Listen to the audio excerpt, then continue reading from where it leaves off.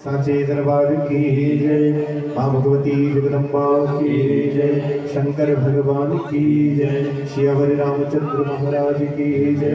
कृष्ण कन्हैया लाल की जय। श्रीमद् भागवत महापुराण की जय। व्यासदेव भगवान की जय।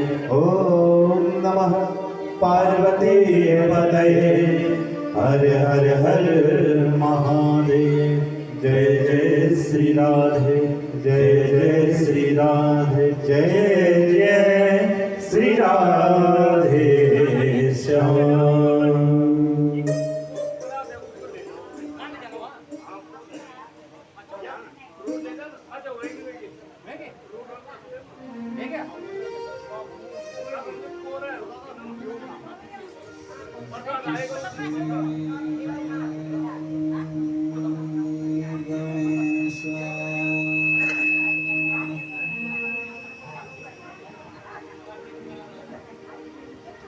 गुरुर्ब्रह्मा गुरुर्विष्णु गुरुर्देवो महेश्वरः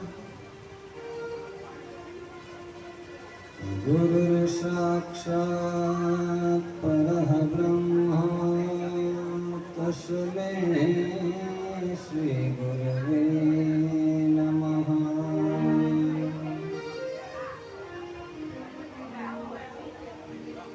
अज्ञानतिमिरान्धश्च ज्ञानाञ्जनशलाकया चक्षुरुन्मीलितं येन तस्मै श्रीगुरवे नमः।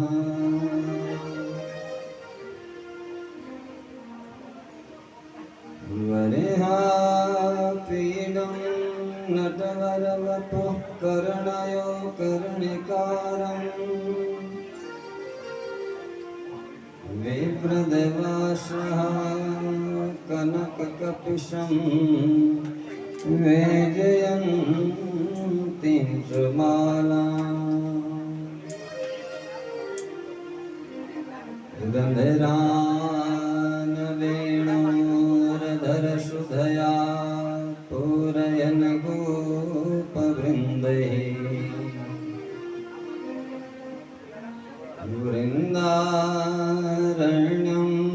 स्वपदरमणं प्राविश्य गीतगीते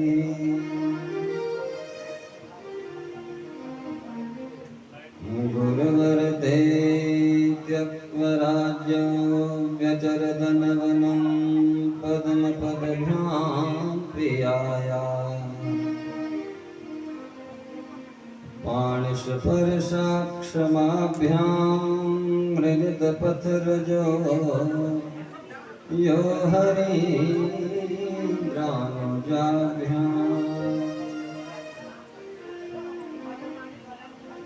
वैरोप्यां सुरपणख्या प्रियविरहर्षारोपितभ्रूर्विजिह्वः त्रस्तावनिर्बद्धसेतो खलदवदहना कौशलेन्द्रोवतान्नः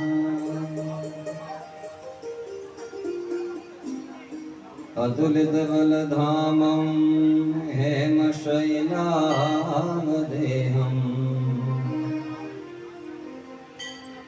धनुजवनकृशानुं ज्ञानिनामग्रगण्यम्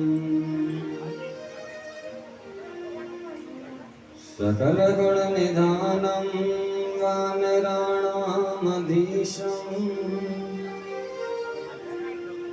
रघुपतिप्रियभक्तं वातजातं नमामि।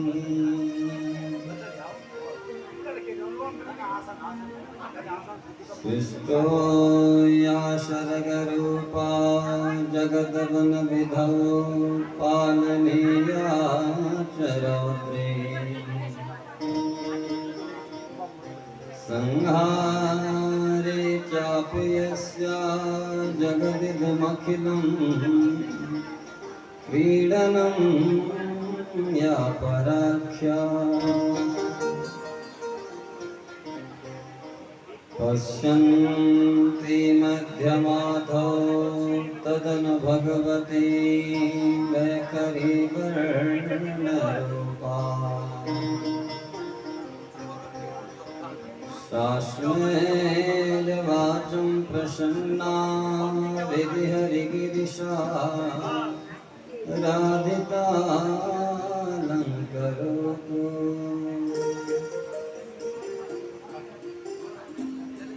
या देवी सर्वभूतेषु शक्तिरूपेण संस्थिता नमस्तस्यै नमस्तस्यै नमस्तस्यै नमो नमः नमः श्रीबद्रीनाथाय सर्वभूतक्षयाय च स्वामी श्रीमाधवानन्दः गुरुणा गुरुवे नमः। आइए कुछ क्षण अपनी वाणी को पवित्र करते हैं।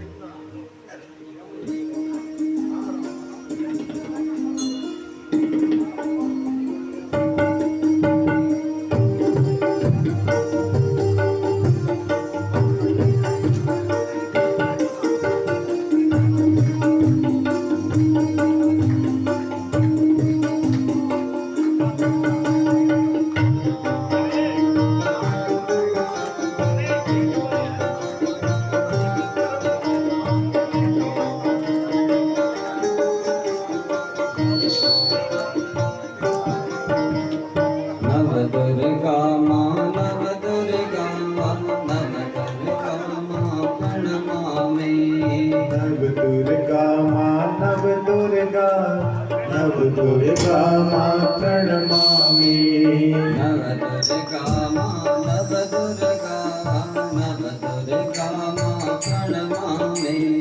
नवदुर्गा मां नवदुर्गा नवदुर्गा मां प्रणमामि नवदुर्गा मां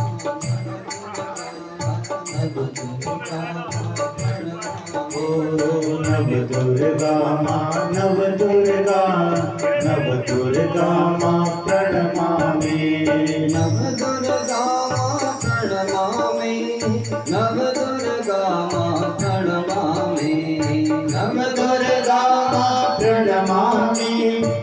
नवदुर्गा मां प्रणमामि नवदुर्गा मां प्रणमामि नवदुर्गा मां प्रणमामि नवदुर्गा मां प्रणमामि नवदुर्गा मां प्रणमामि नवदुर्गा मां प्रणमामि सुन्दर रूप अनूपा नवदुर्गा मां प्रणमामि सुन्दर रूप अनोखा नवदुर्गा मां प्रणमामि सुन्दर रूप अनूपा नवदुर्गा मां प्रणमामि सुन्दर रूप अनोखा नवदुर्गा मां प्रणमामि नवदुर्गा मां नवदुर्गा नवदुर्गा मां प्रणमामि नवदुर्गा मां नवदुर्गा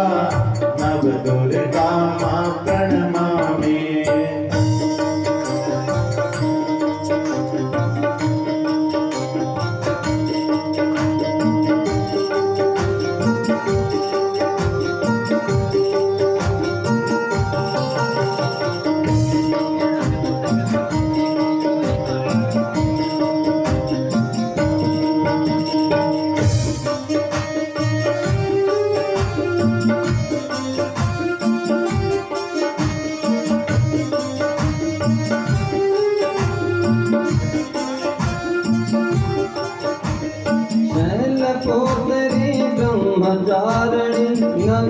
दुर्गा मां प्रणमामि शैलपुत्री ब्रह्मचारिणी नव दुर्गा मां प्रणमामि शैलपुत्री ब्रह्मचारिणी नव दुर्गा मां प्रणमामि शैलपुत्री ब्रह्मचारिणी नव दुर्गा मां प्रणमामि चंद्रे घंटा कुसुमांडा नव दुर्गा मां प्रणमामि चंद्रे घंटा कुसुमांडा नव दुर्गा मां प्रणमामि चंद्रे घंटा कुसुमांडा नव दुर्गा मां प्रणमामि चंद्रे घंटा कुसुमांडा नव दुर्गा मां प्रणमामि नव दुर्गा मां नव दुर्गा नव दुर्गा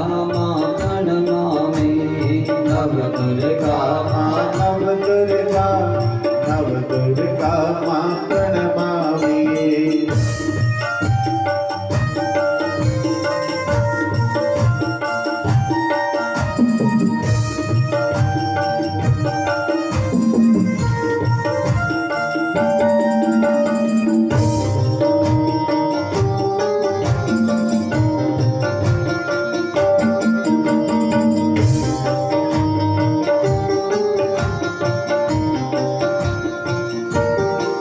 स्कंद कात्यायनी माता नव दुर्गा मां प्रणमामि स्कंद कात्यायनी माता नव दुर्गा मां प्रणमामि स्कंद कात्यायनी माता नव दुर्गा मां प्रणमामि स्कंद कात्यायनी माता नव दुर्गा मां प्रणमामि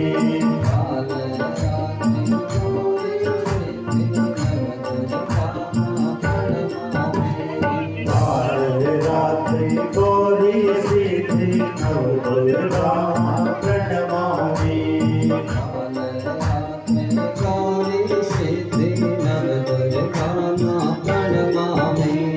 काल रात्रि गौरी सिद्धि नव दुर्गा मां प्रणमामि नव दुर्गा मां नव दुर्गा नव दुर्गा मां प्रणमामि नव दुर्गा नव दुर्गा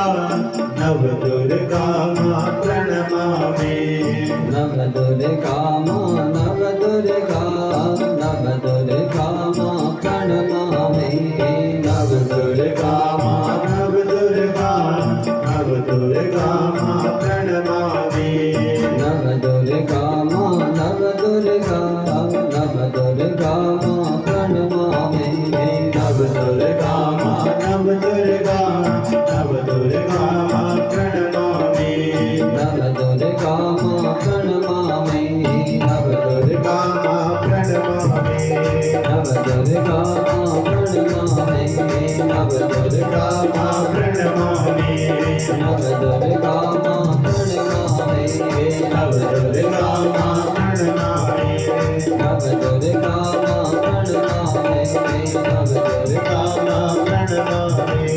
नव दुर्गा मां प्रणमामि नव दुर्गा मां प्रणमामि नव दुर्गा मां प्रणमामि नव दुर्गा मां प्रणमामि नव दुर्गा मां प्रणमामि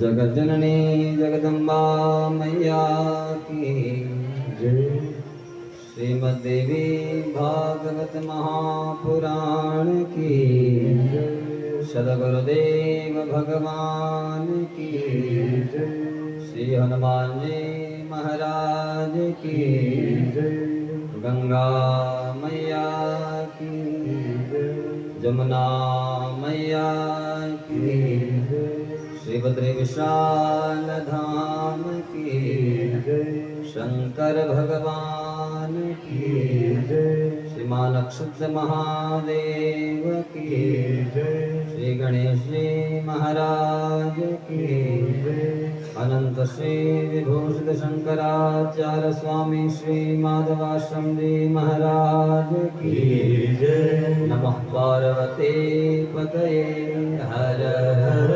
महादेव।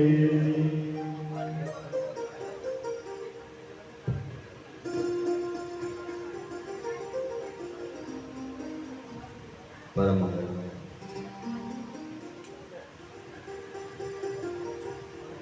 परात्पर अखिलेश्वरी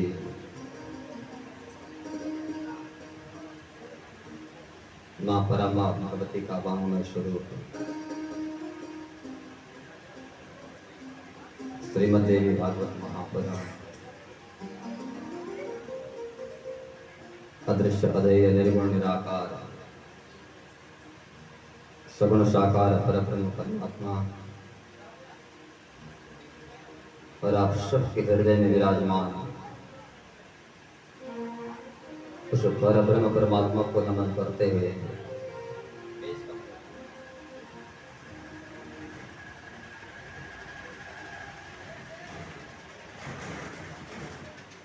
बाबा मानव शब्द के चरणार बिंदों में बसा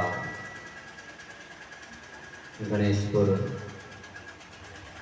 और गणेशपुर के इस गणेश मंदिर में हमारे अध्यक्ष श्री भाग सिंह बर्तवाल जी की पावन अध्यक्षता में और सभी हमारी जो कीर्तन मंडलियां गणेशपुर की हैं आप सबके पावन सहयोग से दिव्या श्रीमद देवी भागवत की जो गंगा यहाँ बह रही है। आज कथा का तृतीय दिवस और तृतीय दिवस इस पावन बेला पर व्यासपीठ से आप सबका हार्दिक अभिनंदन।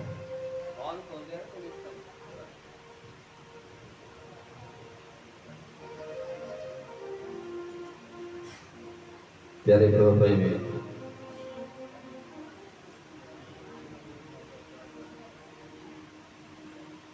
हम सब यहाँ जब उसकी कृपा हम पर वर्षी है तब यहाँ बैठे हैं, इसलिए हमारे यहाँ शास्त्रों में कहा गया है कि जब तक जीव उसका अनुभव नहीं करता तब तक उस पर उसका भाव भी नहीं बनता है।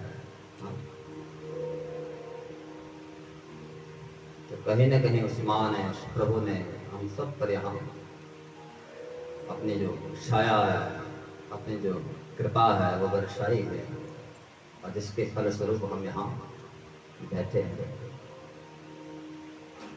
हमारे बीच में क्लेमन टाउन से जहाँ अभी हम कथा में वहाँ की कीर्तन मंडली उनके अध्यक्ष और अन्य जो आपके साथ सयाल जी ने पीछे नाम तो नहीं पता, आप लोग आए हैं तो हमारे मंदिर समिति की ओर से कीर्तन मंडलियों की ओर से व्यास से आपका अभिनंदन और स्वागत है। कथा के जो प्रेमी होते हैं हम बारंबार अपनी कथाओं में कहते हैं उनको जहाँ पता लगा कि भगवान की दिव्या अमृत की धारा बह रही है तो धावंती दशलंपटा तो दौड़े दौड़े चले आते हैं। इसलिए हमारे यहाँ श्रीमद् भागवत में लिखा है कि जीव अपने घर में बैठा है और कथा में पहुंचा नहीं है और केवल मन में भाव जगा कि मुझे वहां कथा सुननी चाहिए तो भगवान तो उसी समय इस जीव पर कृपा कर देते हैं। श्रोतुम इच्छत विधि कथा को सुना ही नहीं है, केवल इच्छा जगे और इच्छा जगने मात्र से ईश्वरो हृदय अवरुद्धते भगवान हरि आकर इस हृदय भवन में अवरुद्ध हो जाते हैं, कैद हो जाते हैं। विचार कीजिए वो परमात्मा उसका स्वभाव कैसा होगा इसके दरबार में हम पहुंचे ही नहीं, केवल भाव जगा और भाव जगने मात्र से भगवान हरि आकर के हृदय भवन में बैठ जाते हैं। लेकिन बैठते उसी के हैं इसके अंदर उसके प्रति ऐसा दिव्य भाव प्रबल हो गया। हमारे यहाँ लिखा है कि जन्मांतरे भवेत् पुण्यम तदा भागवतम लभेत्।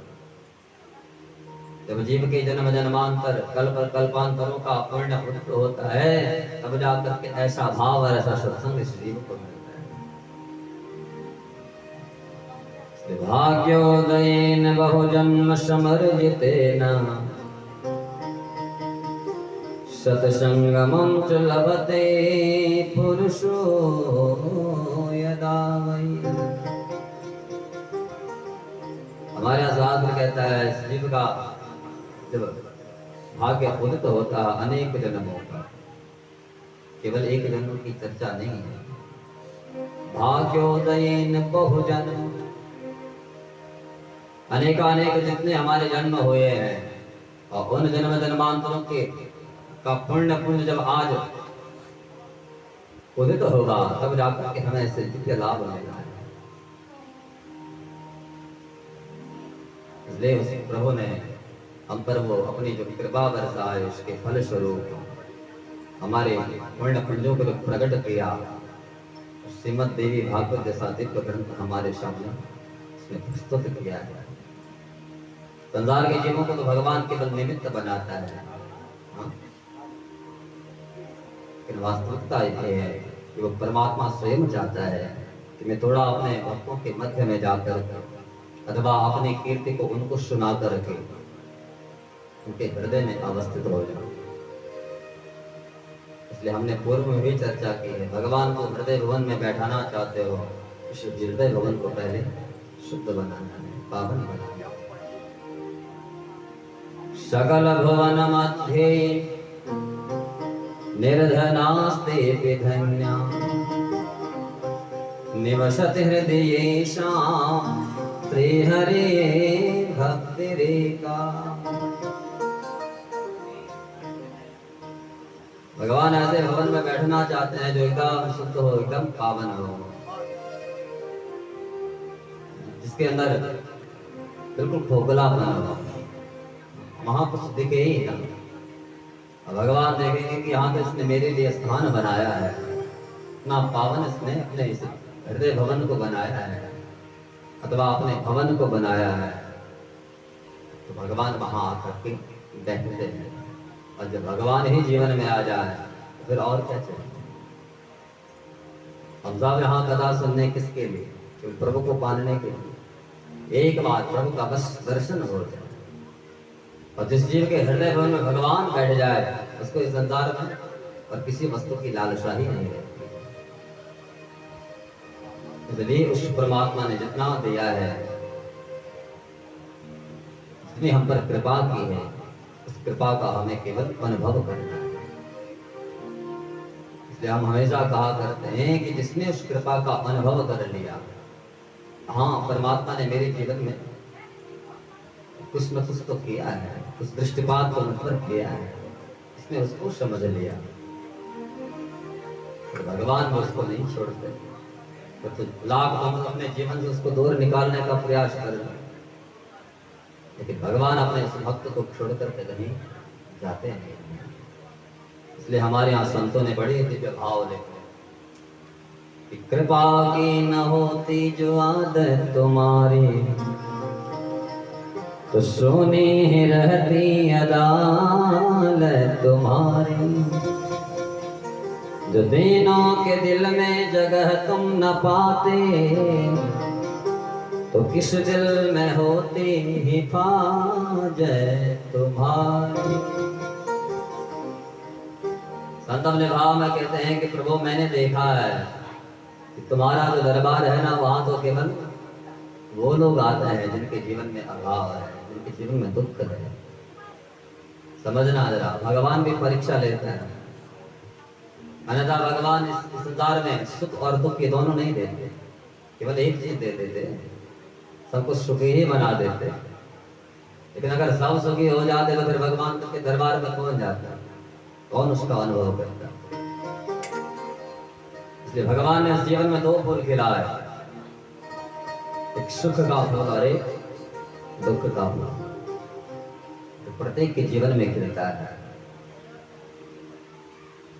कभी सुख आएगा तो कभी दुख आएगा, लेकिन विडंबना यह है कि जीव के जीवन में जब सुख की अनुभूति होती है तो ये भगवान से दूर चला जाता है। तब भगवान इसको याद नहीं रहते। तब इसको ऐसा लगता है कि मेरे पास जो कुछ भी है ये मेरे द्वारा प्राप्त किया गया है, और तत्क्षण भगवान अपनी कृपा को हटा दें। जीवन में सुख का जो फूल है वो मुरझा जाता है और दुख जीवन में आता है, फिर रोता है, तब भगवान के दरबार को ढूंढता है। इसे संत अपने भाव में कहते हैं कि कृपा की न होती जो आदत तुम्हारी, तो सोनी ही रहती अदालत तुम्हारी। जो दीनों के दिल में जगह तुम न पाते, तो किस दिल में होती हिफाजत तुम्हारी। ये गरीबों की दुनिया है आबाद तुमसे, गरीबों से है बादशाहत तुम्हारी। तुम्हारी ही उल्फत के दृगबिंदु हैं ये, तुम्हें सौंपते हैं अमानत तुम्हारी। जीवन में अभाव रहता है, जीवन में दुख रहता है, जीवन दर दर भटकता है, खूब रोता है। उस समय भगवान को पुकारता है कि प्रभु तुमने मुझे यहाँ जन्म दिया, ऐसा अभाव ऐसी निर्धनता मेरी जीवन में, ऐसा तुमने मुझे इस धरती पर पटक दिया है, इसलिए अब मैं अपने आप को ही तुम्हें समर्पित करने जा रहा हूं। तुम्हारे द्वारा प्रदत्त ये शरीर है, अब इस शरीर को तुम्हें जैसा रखना है तुम वैसा रखो। संत कहते हैं मैं तेरा भिखारी अब तुम ही संभालो, मैं तेरा भिखारी अब तुम ही संभालो। आया हूँ मैं अब शरण तुम्हारी, न तुम होते हाकिम न हम होते मुजरिम, न घर घर में होती इबादत तुम्हारी। संसार का जो जीव है ना, इसको भिखारी कह करके पुकार रहे हैं। संत कहते हैं संसार में जिसने जन्म लिया है उसका भिखारी है। भिखारी क्यों है? भिखारी इसलिए हैं क्योंकि हम भगवान का भजन भी करते हैं तो कुछ पाने के, हाँ? हम भगवान का पूजा पाठ जब अनुष्ठान जो भी करते हैं तो कुछ न कुछ स्वार्थ हमारा रहता है कि हमारा ये काम हो जाता, हमारा वो काम हो जाता। इसलिए हमारे यहाँ शास्त्रों में दो प्रकार के भक्तों की चर्चा की गई। भगवान के संसार में दो प्रकार के भक्त हैं, अकाम सर्व कामो वा। एक तो ऐसा भक्त है जिसके जीवन में किसी प्रकार की कोई कामना ही नहीं है, इसके अंदर भाव है कि मुझे तो भगवान की भक्ति करना है क्योंकि भगवान ने मुझे इस धरती पर भेजा है। माँ के पेट में मैं भगवान से वादा करके आया था, और धरती पर जब आता है तो केवल भगवान को ही मन में रखता है। और एक वो भक्त है जो कामना को लेकर के भगवान की भक्ति करता है, कुछ न कुछ स्वार्थ जिसके मन में भरा रहता है। लेकिन भगवान कृपा दोनों पर करते हैं, लेकिन जो निष्कामी होता है भगवान उसके ऋणी बनते हैं, भगवान उसको छोड़ते ही नहीं, उसके हृदय भवन में जाकर के भगवान अवस्थित हो जाते हैं, जैसे हनुमान जी माने। हमारे यहाँ रामचरितमानस में एक प्रसंग है, लंका पर विजय प्राप्त करके राघवेंद्र सरकार अवध में आ गए। भगवान का खूब स्वागत हुआ, राजपीठ पर बैठे, और एक दिन भगवान ने विचार किया कि मैं यहाँ का राजा बना हूँ, तो सबको भगवान वहां उपहार दे रहे थे, पारितोषिक उपहार दे रहे थे। लेकिन एक ऐसा जीव वहां बैठा है जिस पर भगवान ने दृष्टिपात ही नहीं किया, इसको देखा ही नहीं। वो है हनुमान जी।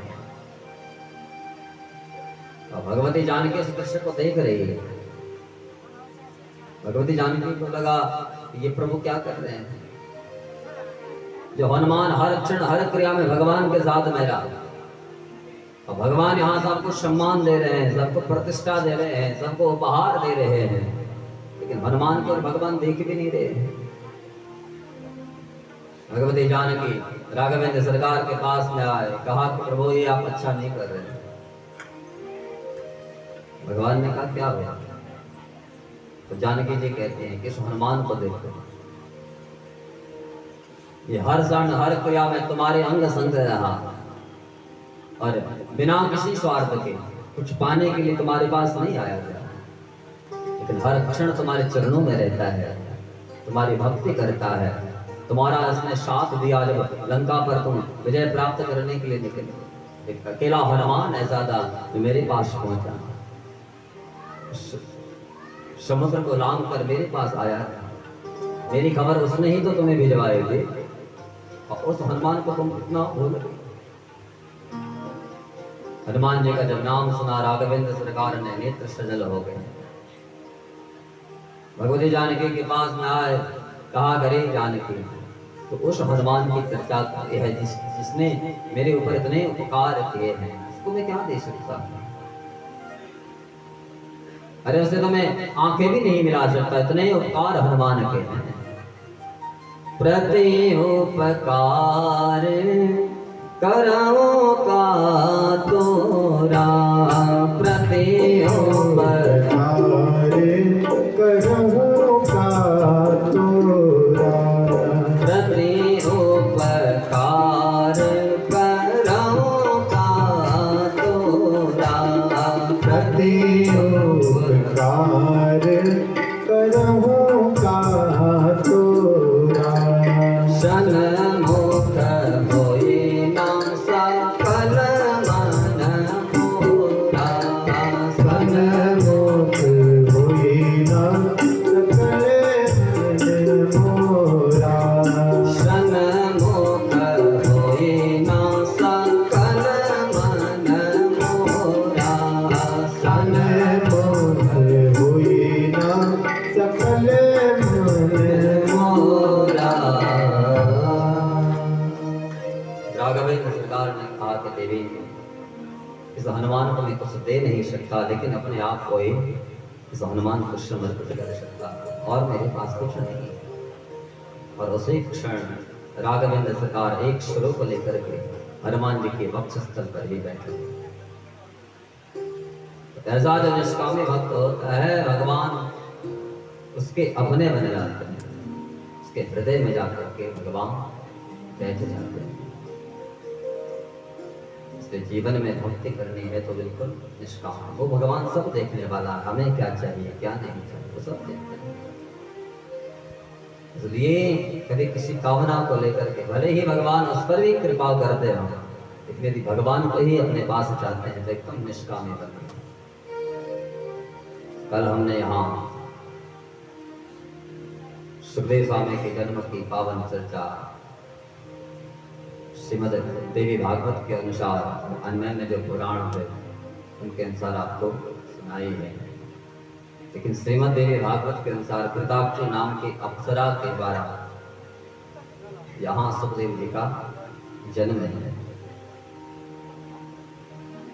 और यहाँ वर्णन आया है कि जब सुखदेव जी बड़े हो गए तो एक दिन भगवान वेदव्यास ने कहा कि बेटा मैं तो चाहता हूँ तुम्हारा विवाह हो जाए और मेरे घर में पौत्र आए, क्योंकि दादा दादी का पोते से ज्यादा प्रेम रहता है, उनसे ज्यादा लगाव रहता है, ज्यादा भाव रहता है। इसलिए भगवान वेदव्यास यहाँ सुखदेव जी को कहते हैं कि बेटा कि कृत्वा गृहाश्रमं पुत्रम, कृत्वा गृहाश्रमं पुत्रम सुखिनं कुरु मां सुख, आशा में महते पुत्र पूरयस्व महामते। कहा कि बेटा प्रत्येक गृहस्थी का भाव रहता है कि हमारा जो परिवार है ना खूब फले फूले, इसलिए मैं तुम्हारा पिता हूँ। मेरे अंदर भी ये भाव है कि मेरे बेटे की शादी हो जाए, उसका विवाह हो जाए और कालांतर में उसके पुत्र हो जाए और मैं उनके साथ खुद जीवन खेलूं। सूर्य महाराज कहते हैं कि सोन का दृश्य यहाँ सुखदेव जी ने अपने पिताजी को कहा कि पिताजी ये बात आप कह रहे हो जिसने इतने पुराणों का लेखन कर दिया, हाँ न जाने कितने ग्रंथों का लेखन करने वाला व्यास आज इस मोह माया में फंसना चाहता है, अपने पुत्र को वहां फंसाना चाहता है। कहा कि पिताजी तुम्हारे मुख से बात अच्छी नहीं है। महाभारत जैसे ग्रंथ का लेखन करने वाला, 18 पुराणों का लेखन करने वाला, जगत को ज्ञान देने वाला ऐसा दिव्य ज्ञानी वो मुझे संसार में बजाना चाह रहा है। कहा कि पिताजी संसार का जो जीव है ना वो तो मोह निशा में निमग्न है, वो उस अंधकार से बाहर आ ही नहीं सकता। और मैंने तो भगवान की कथाओं को सुना है, इसलिए मैं संसार में फंसूंगा ही नहीं, क्योंकि ये संसार तो अंधकूप है और इस अंधकूप में जीव जब गिरा, उस कुएं में जब गिरा तो जीव उस कुएं से बाहर आ ही नहीं पाया। इसलिए पिताजी मुझे इस मोह निशा में मत फेंकिए। समझना जरा मोह निशा क्या है।